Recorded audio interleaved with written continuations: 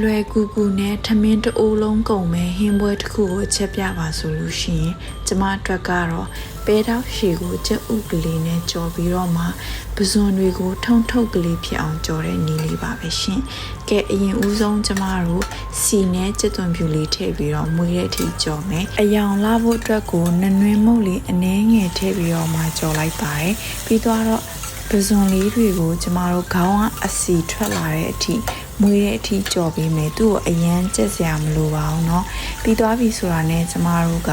လီထားတဲ့ပဲတောက်ရှည်လေးကိုထည့်လိုက်ပါမယ်ရှင်ဒီနေရာမှာပဲတောက်ရှည်ကြက်တဲ့အထိစောင့်မယ်ဆိုလို့ရှိရင်ကျမတို့ပဇွန်လေးကအရန်ကြက်သွားပြီးတော့မှထုတ်ကလေးမဖြစ်တော့ဘူးပေါ့เนาะအဲ့အတွက်ကြောင့်မှကျမကခဏထုတ်လိုက်တယ်အဲ့မှာကျမအရသာအနေနဲ့ဂျပန်ရသာမုံပဲငန့်ပြရဲ့အကြီးပဲငန့်ပြရဲ့အနောက်တို့ကိုထည့်တယ်ပြီးတော့ကြက်ဥနှလုံးလေးကိုခောက်ပြီးတော့မှထည့်ပေးလိုက်ပါတယ်ကျက်ဥကိုကြည်သွားတာထက်ကျမက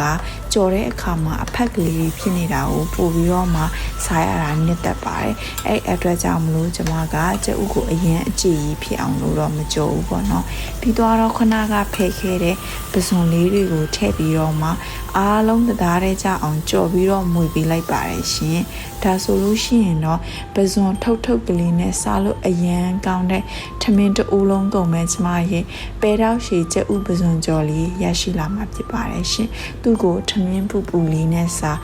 ဆိုရမီအရန်ကောင်းပါတယ်ရှင်တတမီမီလူငယ်လူကြီးအကြိုက်ဟင်းလျာလေးပါကျေးဇူးပါဘိုင်ဘိုင်